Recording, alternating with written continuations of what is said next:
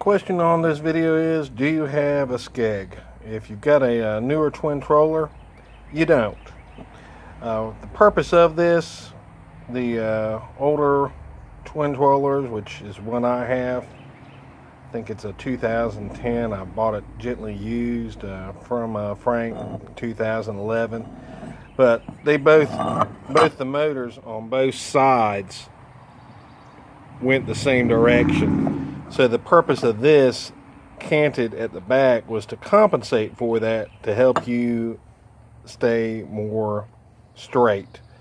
Now what we can do now, those of us that have the older ones, is buy a reverse pitch prop. You can get that from Freedom Electric Marine, the company you got the twin troller from. Just call them up and ask for it. They'll know what you're talking about. They don't have it on the sales site because, again, it's something for the older twin trollers, and people that didn't know what they were doing would just install that prop on the left side, and surprise, if you don't reverse the wiring here, what ends up happening is everything is backwards. So if you want to go forward, you go back. If you want to go back, you go forward. So you've also got to take this panel off and change out the wiring. Just reverse it. Stuff at a hardware store, you can do it. I'm not going to go into the details of that.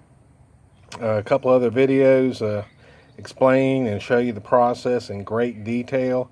Lunker 012's got one. I'll probably put the link at the bottom of this if this is something you're interested in doing. I love it.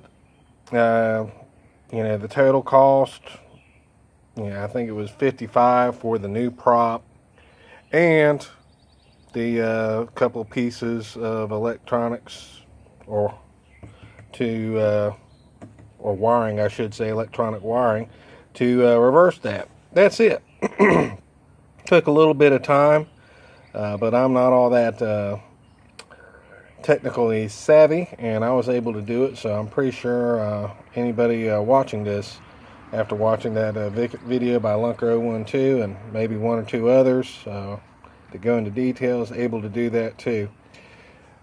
You're able to, once you get that installed, you're able to go straight more. You don't have to compensate and adjust as much with the pedals to go straight, which is nice. But the thing I love most about this setup versus the way it was, I don't get stuck on almost anything anymore. I was amazed how much stuff you'd get stuck, just this one little piece of metal in the middle underneath this boat. It's probably 95% of the times I got stuck and had to get unstuck was because of this one little piece of metal. So definitely something I'd recommend to those of you that have older boats like mine. It's an easy project, just probably take you about a hour's time total.